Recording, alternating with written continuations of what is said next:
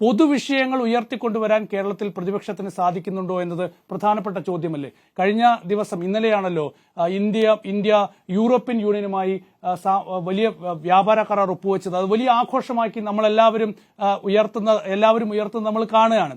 പക്ഷെ നമ്മൾ മനസ്സിലാക്കേണ്ടത് 97% ഉൽപ്പന്നങ്ങളാണ് ഇനി ഈ വ്യാപാര കരാർ യാഥാർത്ഥ്യമാകുന്നതോടുകൂടി യൂറോപ്യൻ രാജ്യങ്ങളിൽ നിന്ന് ഇന്ത്യയിലേക്ക് വരുന്നത്. അതിലൊരൊറ്റ ഉൽപ്പന്നത്തിന്റെ കാര്യം പറയാം, ഭക്ഷ്യ എണ്ണയുടെ കാര്യം. ഭക്ഷ്യ എണ്ണ നികുതിയില്ലാതെ ഇന്ത്യൻ വിപണിയിലേക്ക് തുടങ്ങുന്നതോടെ കേരളത്തിലെ നാളികേര കർഷകർ പട്ടിണിയിലാകും. നാളികേരത്തിന്റെ വിലയിടിയും വെളിച്ചെണ്ണയുടെ വിലയിടിയും ഇത്തരത്തിലുള്ള പൊതുവായ വിഷയങ്ങൾ കേരളത്തിലായാലും ദേശീയ തലത്തിലായാലും ഉയർത്തുന്നതിൽ കോൺഗ്രസിന്റെ നിലപാട് എന്താണ്? കോൺഗ്രസ് ഈ വിഷയത്തിൽ ഇതുവരെ ശക്തമായൊരു പ്രതികരണം മുന്നോട്ട് വെച്ചിട്ടുണ്ടോ? അപ്പൊ നമ്മൾ ആ അർത്ഥത്തിൽ പൊതുവെ കോൺഗ്രസിന്റെ ഒരു സാഹചര്യം വിലയിരുത്തണം.